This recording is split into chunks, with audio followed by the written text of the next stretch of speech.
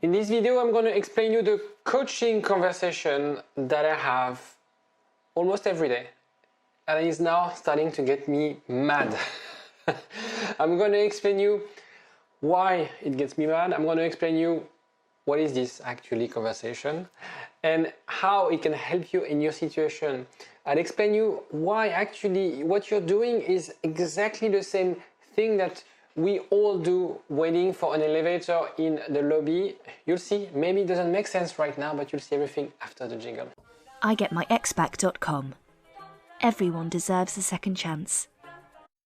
And so yes, you are in this lobby calling that elevator. And perhaps calling this elevator is sending that message to your ex, breaking no contact. And what people do when they're frustrated calling this elevator, they press again on the button, and they press another time, and they press another time, and maybe they press harder on the button. But does this make the elevator arrive faster? No. That's the thing I want you to understand is sometimes your obsession, sometimes the fact that you can't hear from your ex, sometimes the fact that you have those mixed signals from your ex make you have the wrong attitude, make you do the wrong things, make you feel more emotional than you should be. That's the case for people who don't have a therapeutical relationship with someone who can help them manage their emotional level, manage their emotional dependency. So what you're doing right now probably is that you're pressing that button again and again and again and again, and you expect the elevator to show up faster than it should. And I'm going to explain you a little bit about that conflict, those two inner voices that you have in your head. Before I do that, I want to remind you that if you want to get in touch with me, if you want to speak with a coach, there's a link in the description to book discovery call. The idea of those calls is to get to know each other, because I'm a strong believer that if you want to hire a coach or a therapist like myself, it's better you have to speak with that person face to face. So you're watching my videos, it's great. Perhaps you like my tips. I hope you like my tips. You like my approach, but maybe you want to, before investing in coaching, before really increasing your the chances for you to get back with your ex or to heal from that breakup, why don't you speak with that person? I know a lot of people, they buy coaching, they don't know the person, they get email coaching without speaking with the person, they don't actually know if the person is the coach itself. So if you're on the verge and you don't know exactly, on the fence, and you don't know exactly if coaching is for you, if I'm a good fit, if I can help you, because also sometimes I tell people I have on the phone, well, I'm so sorry because I can't help you. Maybe you're having a successful relationship with another therapist. I don't want to be conflicting on this. Maybe I know, as a matter of fact, you're better off working on something else than getting back with your ex, and I will let you know. So give me a call, 50 minutes, probably could be the most important 50 minutes you'll be spending this week if you want to feel better after this breakup. I'm closing this. This is perhaps what you may be thinking. I feel she betrayed me. And to be honest, I think I almost word by word are something from clients I had. I feel she betrayed me. I'm so disappointed. I don't care about him anymore.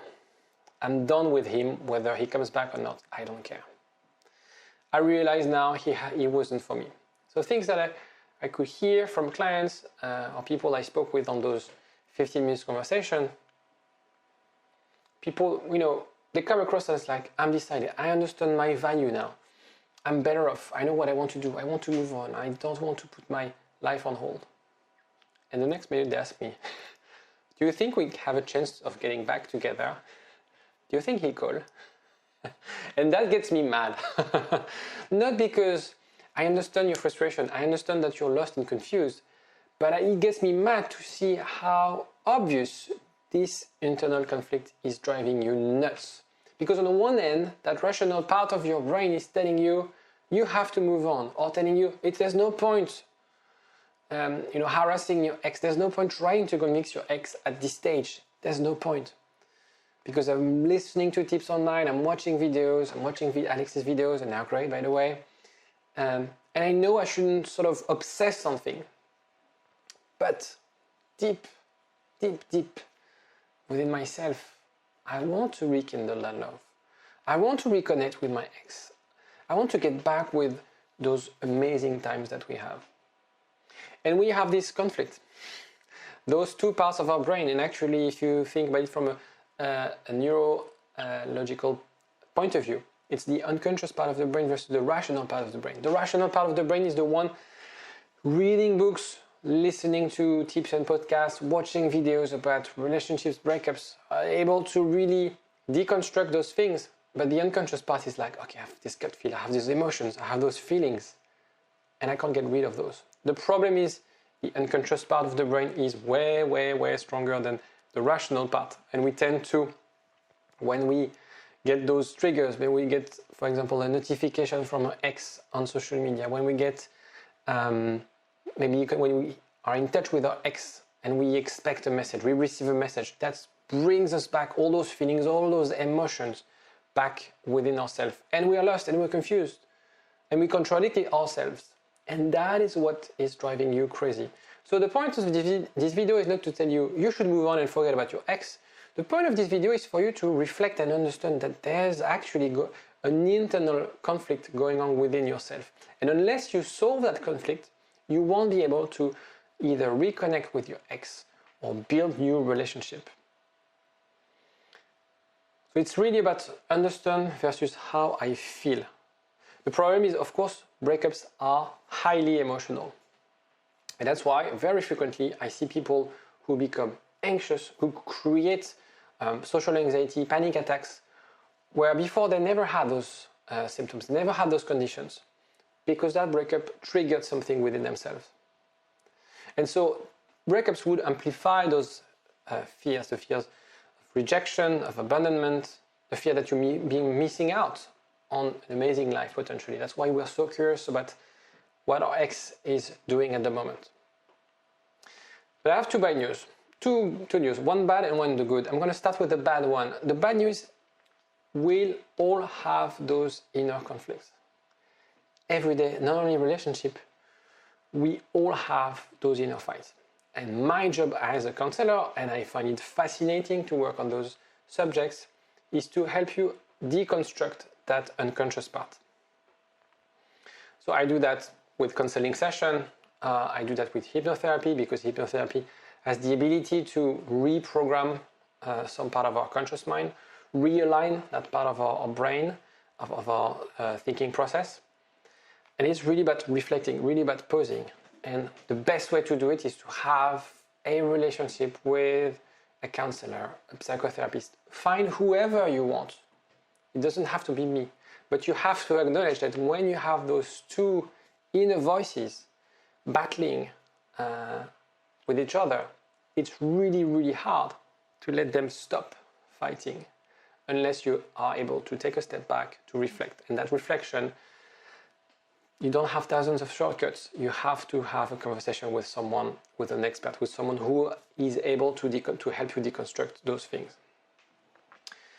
The problem is it takes time. It's a process. It's something that you've probably built over dozens of years, decades. If we're talking about your attachment styles, if you're talking about trauma, it's something that you have to deconstruct, and sort of bad habits or reflexes that you've built over years. So it's really about discovering, accepting, and act upon it. Sounds very simple, but it's a process that takes a lot of time. The good news is, of course, at the end, once you do the process, you'll find that neutrality towards your ex. You know, there's always the say, time heals all wounds. It's true. And 100% of people who are watching this video, so including you, you will heal from this breakup. You will find a peace. You will either get back with your ex or find someone else. And you will heal from that breakup. The question is whether you want to heal quickly or not. Whether you want to really address the pain, address the discomfort that you're going through right now, or you want to wait for time to do the work. The problem is oftentimes it's kind of a painful process, and you don't necessarily learn more by waiting for things to happen. So if you have the right support, if you have the right people around you, whether it's support group, whether it's someone like myself, a therapist, a counselor, whoever that can support you, that will accelerate the process.